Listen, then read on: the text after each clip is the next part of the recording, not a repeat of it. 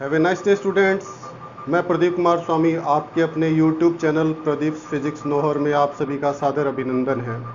Students, कल हम बात कर रहे थे गाउस के नियम के अनुप्रयोग की और हमने दो अनुप्रयोग इससे संबंधित पढ़ लिए थे। पहला हमने पढ़ा कि एक बिंदु आवेश के कारण विद्युत क्षेत्र की तीव्रता कितनी होती है और दूसरा हमने ये पढ़ा कि एक अनंत लंबाई का रेखिक आवेश वितरण है, उसके कारण विद्युत क्षेत्र की तीव्रता कितनी होती है।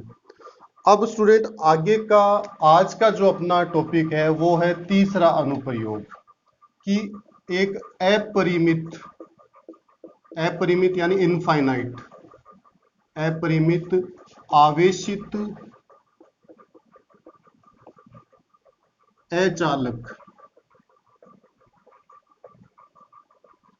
अचालक का मतलब है स्टूडेंट कुचालक या विद्युत रोधी, या इसका एक नाम परावैद्युत भी हो सकता है स्टूडेंट। ये तीनों पर्यायवाची है, सिनोनिम्स है अचालक के। अपरिमित आवेशित अचालक परत के कारण विद्युत क्षेत्र,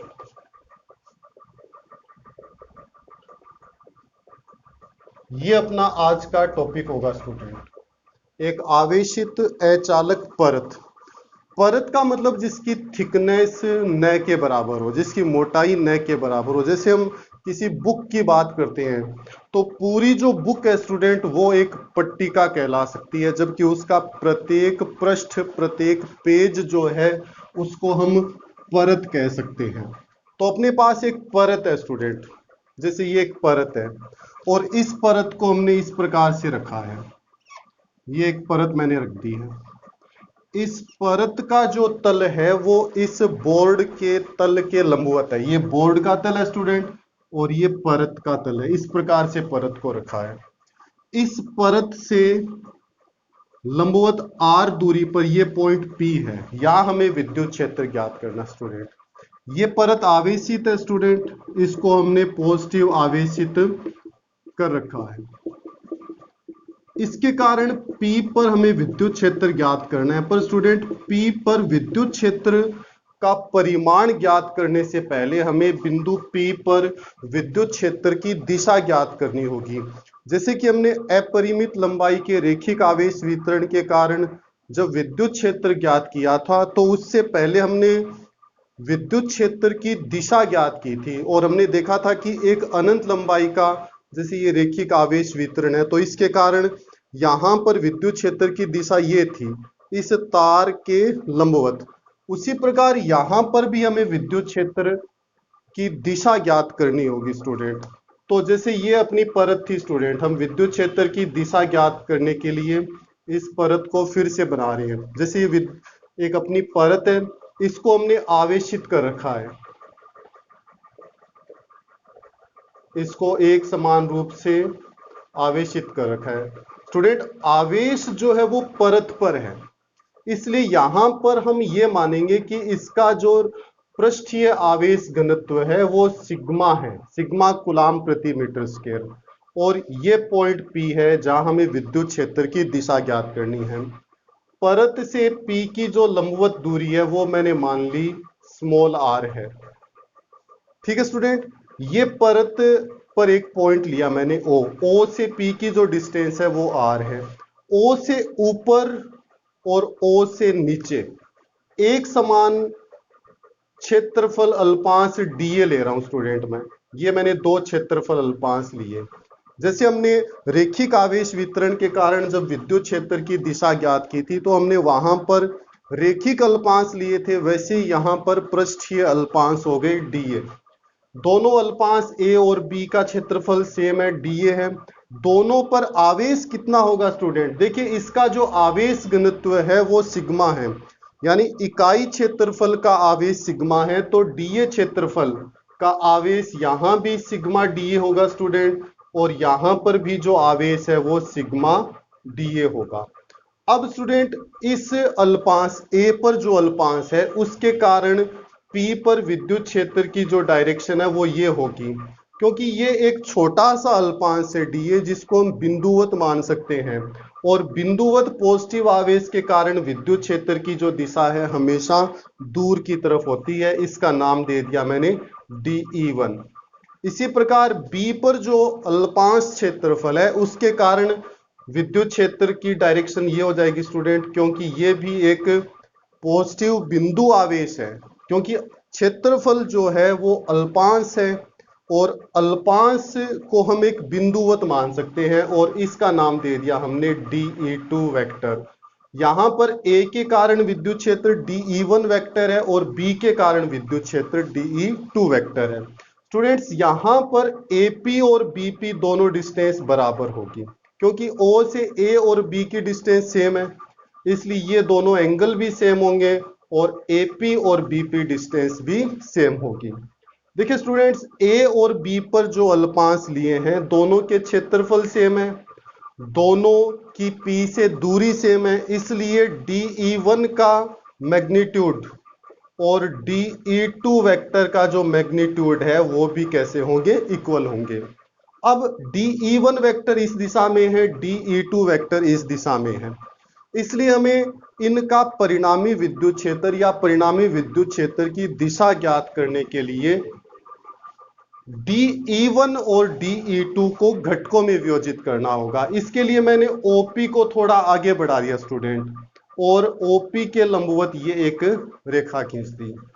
स्टूडेंट ये दोनों एंगल थीटा है, ये जब थीटा है तो ये भी थीटा होगा, वर्टिकली अपोजिट है, और ये थीटा होने के कारण ये भी थीटा होगा, वर्टिकली अपोजिट है। स्टूडेंट DE1 का ये जो कंपोनेंट है वो होगा DE1 cos ऑफ थीटा, और ये वाला कंपोनेंट होगा DE1 sin ऑफ थीटा। इसी प्रकार DE2 का इस डायरेक्शन में जो कंपोनेंट है वो DE2 cos ऑफ थीटा, और ये वाला जो कंपोनेंट है ये होगा DE2 sin of theta. Student DE1 और DE2 का जो मैग्नीट्यूड है, परिमाण है, वो सेम है।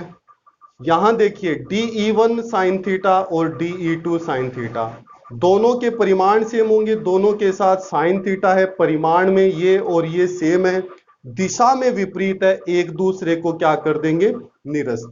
इसलिए परिणामी जो विद्युत क्षेत्र है वो किधर बचा, इस परत के लंबवत। समझ गए ना स्टूडेंट, यानी परिणामी विद्युत क्षेत्र की जो डायरेक्शन है वो ये परत थी और इसके लंबवत इस दिशा में होगी, और इस दिशा को मैंने नाम दे दिया, जैसे ये जो डायरेक्शन है वो n कैप है। n कैप कौन है स्टूडेंट, यहां पर इस परत के आवेशित अचालक जो परत है उस परत के लंबवत एक इकाई सदिश है स्टूडेंट। इस प्रकार हमने एक परत के कारण जो विद्युत क्षेत्र है उसकी दिशा पता कर ली कि परत के नजदीक जितने भी पॉइंट्स हैं उन सभी बिंदुओं पर विद्युत क्षेत्र की दिशा हमेशा परत के लंबवत होगी। अब हमें इस विद्युत क्षेत्र का परिमाण ज्ञात करना है स्टूडेंट।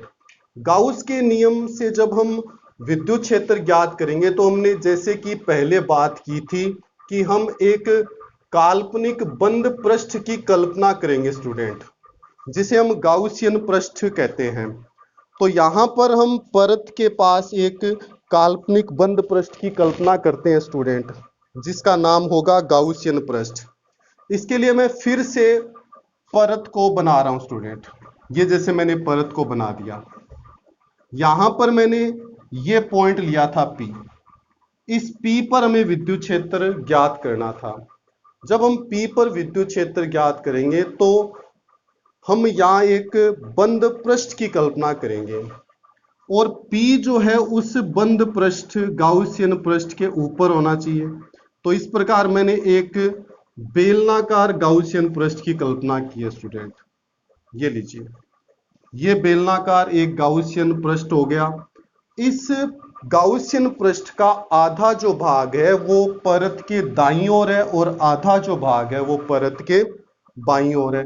परत अपनी आवेशित है स्टूडेंट। इस प्रकार से इस गाउसियन पृष्ठ को हम तीन पृष्ठों से मिलकर बना हुआ मान सकते हैं स्टूडेंट। जैसे ये इसका पृष्ठ है S1, अनुप्रस्थ काट कह सकते हैं बेलन का, या इस बेलन का वृत्ताकार भाग भी कह सकते हैं। ये इसका S2 भाग है और ये इस बेलन का S3 जिसे बेलन का वक्र पृष्ठ कह सकते हैं। अब हमें इस पूरे गाउसियन पृष्ठ से निर्गत फ्लक्स ज्ञात करना है। वो फ्लक्स हम दो तरीकों से ज्ञात करेंगे। पहला जो तरीका है वो होगा परिभाषा से, यानी E डॉट ds या E डॉट dA के हिसाब से, और दूसरा जो तरीका है वो होगा गाउस के नियम से। यहां पर इसका आवेश घनत्व सिग्मा कूलाम प्रति मीटर स्क्वायर हमने लिया ही था स्टूडेंट। तो गाउसियन पृष्ठ से निर्गत कुल फ्लक्स फाई बराबर कितना होगा, S1 से निर्गत प्लस S2 से निर्गत प्लस S3 से निर्गत फ्लक्स। ये इस गाउसियन पृष्ठ से निर्गत कुल फ्लक्स होगा स्टूडेंट। अब S1 से निर्गत कुल फ्लक्स हमें ज्ञात करना है, तो S1 पर मैं एक छोटा सा अल्पांश लेता हूं स्टूडेंट। ये मैंने इस पर एक अल्पांश क्षेत्रफल ds लिया। ds की दिशा इसके लंबवत, ये ds की दिशा होगी। हम जानते हैं कि क्षेत्रफल की दिशा हमेशा पृष्ठ के लंबवत होगी, और विद्युत क्षेत्र इस परत के लंबवत यानी ds के अनुदिश होगा। यह विद्युत क्षेत्र की दिशा होगी स्टूडेंट। इसी प्रकार S2 पर मैंने एक अल्पांश लिया। इस S2 पर जो अल्पांश लिया ds, उसकी डायरेक्शन इस पृष्ठ के लंबवत यानी इस तरफ होगी। यह ds की डायरेक्शन, और विद्युत क्षेत्र भी इसी दिशा में होगा। S1 और S2 पर अल्पांश ले लिए मैंने। अब मैं वक्र पृष्ठ S3 पर एक अल्पांश यहां ले रहा हूं स्टूडेंट, ds ये लिया। जैसे यहां पर मैंने ds लिया है तो ds की डायरेक्शन इसके लंबवत यानी इस दिशा में होगी। ये ds की दिशा होगी स्टूडेंट, और यहां पर विद्युत क्षेत्र इस परत के लंबवत यानी इस दिशा में होगा। यानी यहां पर E और ds परस्पर लंबवत होंगे।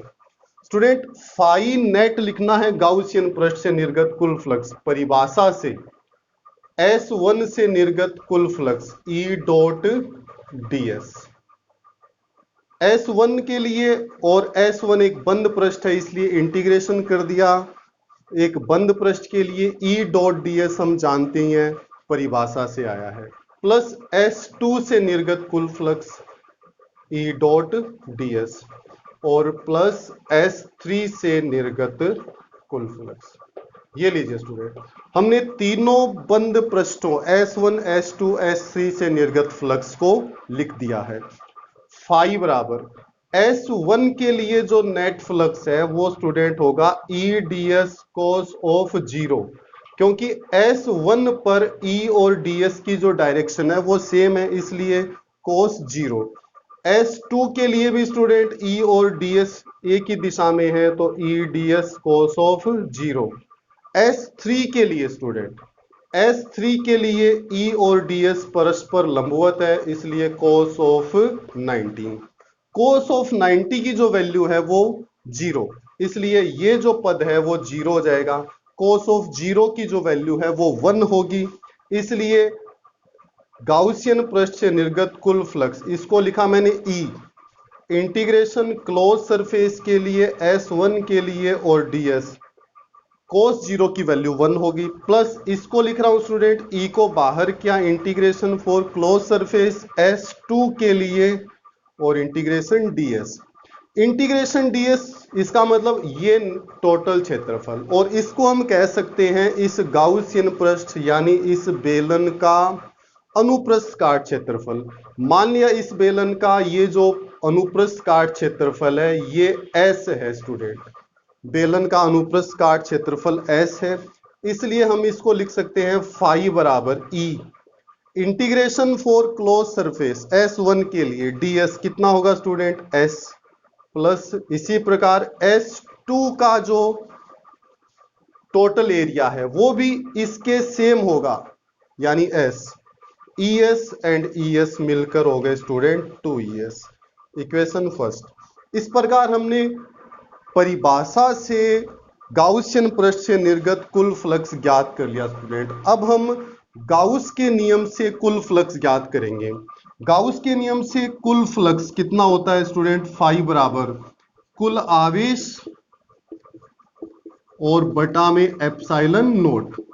देखिए स्टूडेंट, इस परत का आवेश घनत्व सिग्मा है और इससे यानी कि ये जो एरिया है यहां से, इससे जो घिरा हुआ आवेश है वो कितना होगा। देखिए इकाई क्षेत्रफल का आवेश सिग्मा है, यानी कि इस एरिया यानी कि एस क्षेत्रफल का आवेश कितना होगा, सिग्मा एस और बटा में एप्सिलॉन नॉट। ये हो गया स्टूडेंट गाउस के नियम से इस गाउसियन पृष्ठ से संबद्ध या इससे निर्गत कुल flux sigma S upon epsilon not. इसको नाम दिया समीकरण 2। हम 1 और 2 की तुलना करते हैं स्टूडेंट, तो अपने पास आएगा 2ES बराबर sigma S upon epsilon not. S दोनों तरफ कैंसिल हो जाएगा स्टूडेंट, तो E बराबर आ गया सिग्मा अपॉन 2 एप्सिलॉन नॉट। अगर इसको हम वेक्टर रूप में लिखना चाहें तो E वेक्टर बराबर सिग्मा अपॉन 2 एप्सिलॉन नॉट और N कैप। ये लीजिए स्टूडेंट, तो इस आवेशित अचालक परत के आसपास जितने भी बिंदु हैं उन सब पर विद्युत क्षेत्र सिग्मा अपॉन 2 एप्सिलॉन नॉट होगा। एक चीज यहां हमें ध्यान रखनी है स्टूडेंट कि इस परत के आसपास जितने भी पॉइंट्स हैं उन सभी बिंदुओं पर विद्युत क्षेत्र का जो मान है वो परत से दूरी पर निर्भर नहीं करता। ये एक सैद्धांतिक बात है स्टूडेंट, परंतु जो प्रायोगिक रूप से है वो ऐसा नहीं होगा, क्योंकि जैसे जैसे हम परत से दूर जाएंगे विद्युत क्षेत्र की तीव्रता कम होती जाएगी। परंतु इस सूत्र के अनुसार अगर हम देखते हैं तो इस परत के आसपास जितने भी पॉइंट हैं सब बिंदुओं पर विद्युत क्षेत्र एक समान होगा, यानी विद्युत क्षेत्र का मान इस सूत्र के अनुसार दूरी पर निर्भर नहीं करता। तो ये था स्टूडेंट एक अपरिमित आवेशित अचालक परत के कारण इसके नजदीक किसी बिंदु पर विद्युत क्षेत्र। आज के लिए स्टूडेंट इतना ही, धन्यवाद।